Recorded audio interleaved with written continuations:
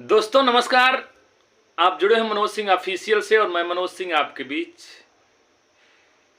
ये बड़ा ही important video आपके बीच डाल रहा हूं।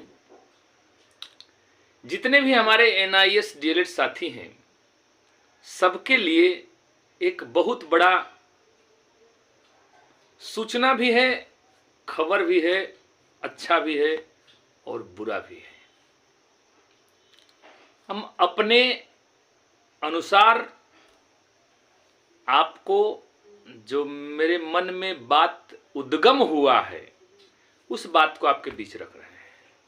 सबसे पहली बात कि हम लोग जो 10 दिसंबर को जीते और पूरा ऑल ओवर इंडिया में डीएलएड की डिग्री वैलिड हुआ, इसके बाद फिर भी कुछ लोगों के द्वारा बरगलाया जा रहा है, बातें बनाया जा रहा है। उसी तारतम्यता को कोई दूसरा रूप पकड़ लिया है, कोई दूसरे रूप में, कोई दूसरे रूप में। मैं उन सभी साथियों से भी एक बात कहना चाहूंगा कि देखिए, जिस प्रकार से हम लोगों की जीत का श्रेय का नेतृत्व विश्वनाथ जी, आदर्श जी, कुमुदकांत पांडे जी, अनिल जी, कालरा सर के पास जाता है, उसी प्रकार से उन लोगों के तारतम्यता में रहते हुए यदि हम कोई काम करेंगे तो और भी बेटर देन बेस्ट होगा। इसलिए कोई भी काम हड़बड़ी में करना खतरा से खाली नहीं है, क्योंकि विपक्षी एकदम मुंह खोले हुए बैठे हैं। इसलिए किसी के ऊपर कोई गलत कमेंट करना, किसी को कोई गलत बात बोलना, इन सब चीजों से आपको बचना होगा। एनआईएस डीएलएड के जितने भी साथी हैं उन सभी साथियों को मिस वर्ड से बचना होगा। ये आपके सेहत के लिए अच्छा रहेगा। और दूसरी बात कि जो TRE2 में हमारा मिसलेनियस एप्लीकेशन जो सुप्रीम कोर्ट में गया था, तो आप जानते हैं कि जब डिग्री ही वैलिड हो गया तो जो अंतरिम राहत की बात हम लोग कर रहे थे, तो जब डिग्री इनवैलिड रहता तब अंतरिम राहत का मतलब होता है, लेकिन जब डिग्री वैलिड हो गया तो फिर तो राहत ही राहत है। ठीक है, इसलिए आपसे ये निवेदन होगा कि हमारे अकॉर्डिंग में हमारे द्वारा लगभग 36 पेटिशनर जो थे, जिनका मेरे पास लिस्ट भी है, सब डॉक्यूमेंट्स भी हैं, उन 36 साथियों के लिए मैं स्पेशल इस बात को कह रहा हूं कि आप लोग बिल्कुल धैर्यता बनाए रहिए। जब भी हमें ऐसा लगेगा, जब भी हमको ऐसा लगेगा कि नहीं पटना हाईकोर्ट करना है तो कर दिया जाएगा। लेकिन हमारे पास फोन इतने लोगों का आ रहे हैं कि सर TRE2 का पटना हाईकोर्ट में ये करना है, वो करना है। अभी ना दीपक जी कर रहे हैं, ना हम कर रहे हैं, कोई नहीं कर रहा है। ठीक है, इसलिए आप लोग जहां हैं वहां शांति से रहिए।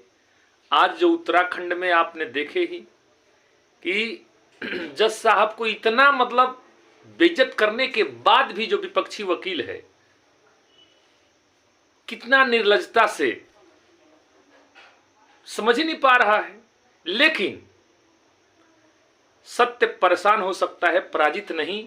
जिस प्रकार से हम लोग 12वें 13वें महीने में विजय मिली, उस तरह से ये तीसरा हियरिंग जो हमारा उत्तराखंड का है, माननीय विश्वनाथ जी लीड कर रहे हैं, वहां पे पूरा देश में ही लीड कर रहे हैं। हम आशा ही नहीं, पूर्ण विश्वास रखते हैं, पूर्ण विश्वास करते हैं कि तीसरा हियरिंग जो 31 तारीख को लगी है उसमें हम लोग का फाइनल जजमेंट आ जाएगा और जितने भी एनआईएस कैंडिडेट हैं सब काउंसलिंग में शामिल होंगे। ये मैं अपने चैनल के माध्यम से कह रहा हूं कि होकर ही रहेगा। अब आप कहेंगे कि आपके पास कैसे ऐसी बातें आ गई। देखिए, हम बार बार मैं नकारात्मकता की ओर जाना ही नहीं चाहता हूं, केवल पॉजिटिविटी की ओर ही रहता हूं, क्योंकि सकारात्मक सोच ही सकारात्मक पहल की ओर ले चलता है। जब आपके अंदर नकारात्मक घुस जाएगा तो आप नकारात्मक की ओर जाएंगे। टीआरई 2 की बात समझ में आ गया, उत्तराखंड की बात समझ में आ गई। अब आइए टीआरई 3 की बात। टीआरई 3 में भी कुछ साथियों के द्वारा पिटिशनर बनाए जाने का प्रोसेस चालू है।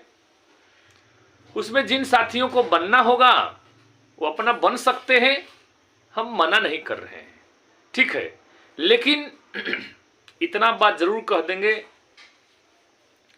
कि सुप्रीम कोर्ट में 215 पिटिशनरों को, जो याचिकाकर्ताओं को काउंसलिंग तक जाने का अवसर दिया है, तब उसमें कोई ऐसा सिस्टम होगा कि भाई और भी पिटिशनरों को जोड़ करके और भी हो सकता है, तो कोई बड़ी बात नहीं है। और उसके लिए जो भी है आधार कार्ड और मार्कशीट सनद जो भी भेजना है, वो हमारे जो भी लीड कर रहे हैं उन साथी को आप भेजिए, ठीक है।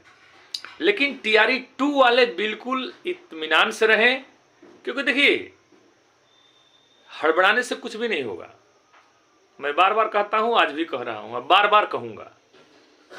और एक बात है कि जितने भी हमारे एनआईएस डीएलएड साथी हैं, उनसे एक हमारा जोरदार अपील होगा कि देखिए, जीत कर किसी के ऊपर कटाक्ष करना, किसी के ऊपर गलत कमेंट करना, ये हम लोगों के जेहन में नहीं है, न हम लोग के फितरत में है। इसलिए आप लोग ऐसा कुछ भी न करें, ताकि विरोधी लोग, देखिए कोई विरोधी नहीं है, सब एक ही है। मान लीजिए एक ही घर में 3 लोग हैं, कोई एनआईएस डीएलएड है, कोई रेगुलर डीएलएड है, कोई बीएड है, तीनों भाई हैं। अब बताइए कि उसमें क्या विरोध है, क्या विरोधाभास है? ऐसा भाव रखिए, ये मेरा आपसे अपील होगा। इन्हीं सब बातों को कह करके मैं अपनी वाणी को विराम करता हूं। जय हिंद, जय भारत, जय भारत।